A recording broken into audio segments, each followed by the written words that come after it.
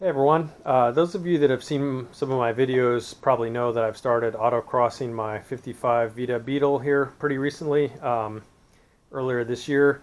I've only been out a couple times so far, but I'm totally hooked on it and I want to continue to become faster and a better driver at it and just really enjoy it as a hobby.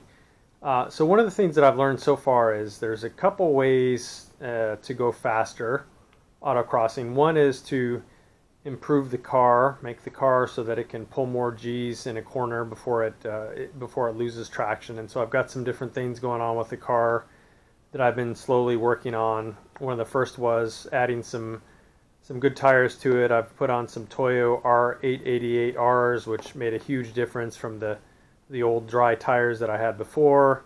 I'm going to do a couple degrees of negative camber on the front to try and get some more front traction, and some other tricks I've got on my sleeve. I'll go into that more later. The other thing though is that obviously to become faster you can improve the driver, the skill of the driver. And so I've been watching a lot of videos on YouTube. There's a lot of really great content on there. There's a series called, I think it's called Drivers University by a guy named Scott Mansell that's a professional race car driving trainer, and I watched his whole series and I really learned a lot. And one of the things that I learned from watching his videos is that it's really important to understand what the driver inputs are. And for those of you that have seen my videos before, you know that I'm using a app on my phone to record the speed and position of the car with GPS, and that's all really interesting data. But what I really need to really get kind of into the weeds of what's going on with me, the driver, as I'm driving, is to be able to record things like throttle position, steering angle, brake pressure, and so on. And so the project that I've undertaken recently is to try and add those capabilities to this car, is to be able to record what the driver inputs are, the hopes then being that I can use those to become a better driver by looking at them after, say, an autocross outing and seeing, hey, I should have braked later here, I should have braked harder here, I could have probably been on the throttle harder at this point, and so on and so forth. So what I'm doing is, my car already has an Innovate Motorsports system in it with a MTX-L O2 sensor, and previously I had what was called an Aux Box that you could record some other channels with. I was pretty much just using that one for recording, or for acquiring the RPM signals. And then I had another thing called an pocket logger that you could actually use to record the data so that you could look at it afterwards. And so the Aux Box unfortunately crapped out on me recently.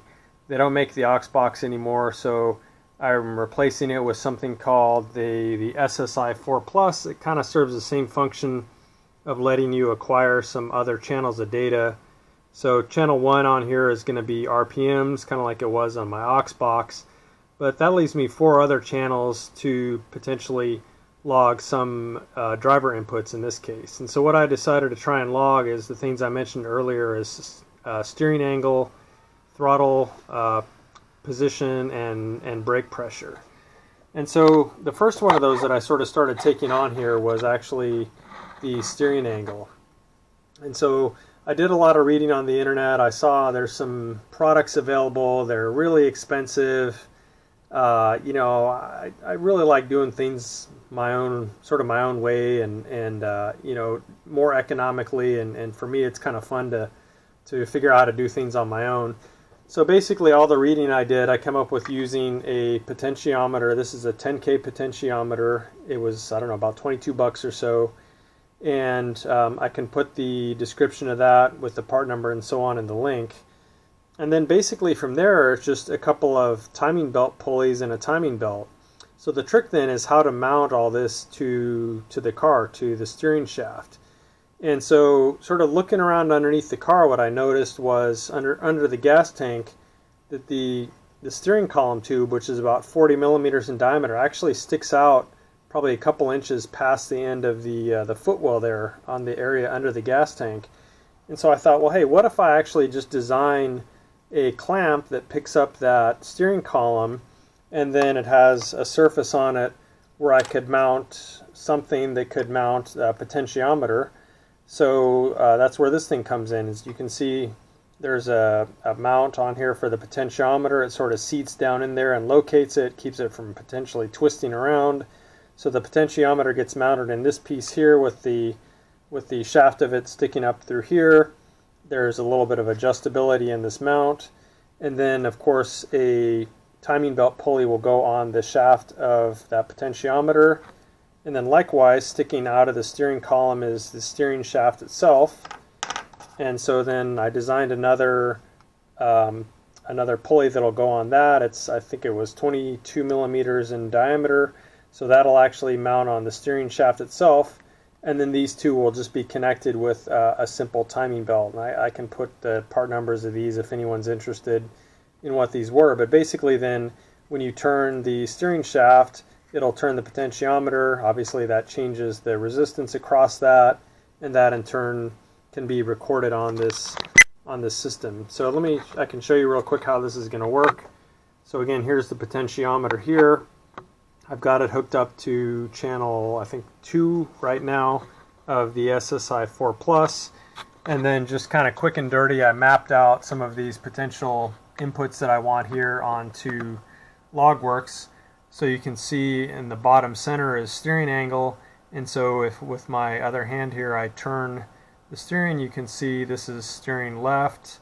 And then this would be full lock to the left, 100%. And then likewise, full lock right would be over here somewhere, 100% right.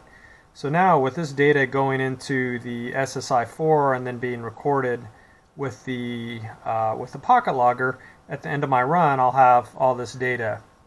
The other one that I decided to do was then brake pressure, and so I bought a used brake pressure sensor. It fits some Audis, some other German cars, BMWs.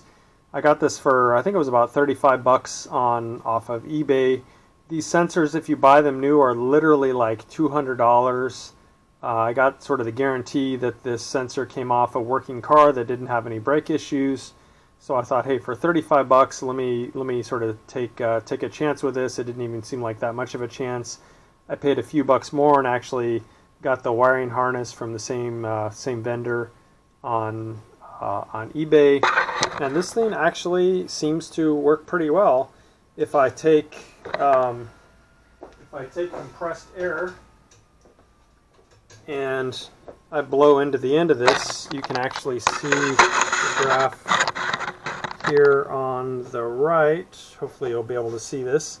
It'll only go up a couple percent because this is basically, or excuse me, I don't have it in percent. This is in actual pressure right now. So you see basically my air compressor is putting out about 65 pounds, which is actually what it's putting out.